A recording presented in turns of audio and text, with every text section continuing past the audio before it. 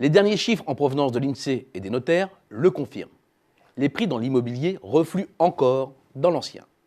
Au deuxième trimestre, le recul atteint 0,6%, un nouveau repli qui porte à 15 le nombre de trimestres successifs de baisse.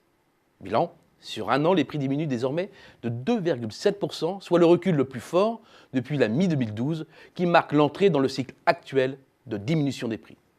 Tel que c'est parti, pas de suspense sur l'issue de l'année. Les prix seront en baisse, environ de 2% en moyenne, pour la 4e fois de suite. La tentation est donc grande de poursuivre le mouvement et de prolonger le cycle de baisse. Finalement, après une flambée de 152% entre 1998 et 2011, la correction depuis atteint à peine 6,5%, autant dire 3 fois rien. Ce n'est pourtant pas notre scénario à Xerfi, car tout nous semble réuni pour une nouvelle augmentation des prix en 2016. Il y a d'abord les taux d'intérêt. Au printemps, l'histoire semblait pourtant écrite d'avance et leur remontée une fatalité.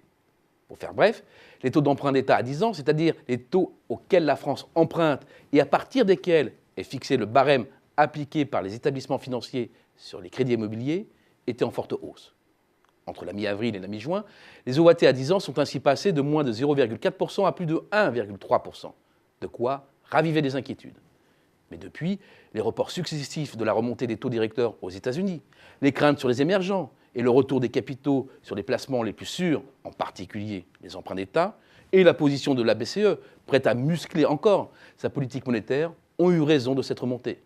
Le soufflet s'est dégonflé et les taux sont retombés en dessous de 1%. C'est fondamental pour les marchés de l'immobilier, car cela veut dire que la petite remontée des taux des crédits à l'habitat entreaperçue cet été n'ira pas plus loin.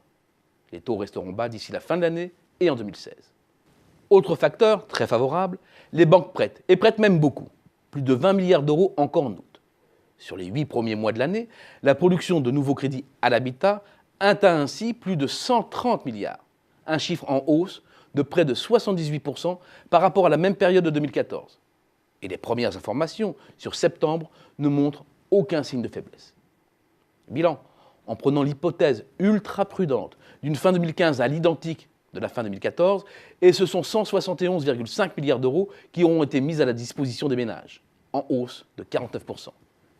Bien entendu, il n'y a pas de correspondance exacte entre le dynamisme de la production de crédit et l'état de santé du marché immobilier. D'abord, parce que les très bonnes conditions de financement sont une incitation forte à emprunter plus et à réduire son apport personnel. Ensuite, parce qu'elle renforce l'opportunité de renégocier son emprunt quand il a été contracté, quand les taux étaient plus hauts. Or, ce crédit nouveau est sans impact direct sur le marché de l'immobilier. Mais les faits sont là. Les volumes progressent et la barre des 750 000 ventes annuelles est sur le point d'être dépassée et le sera avant la fin de l'année. Autant dire que la première étape avant la remontée des prix a été franchie.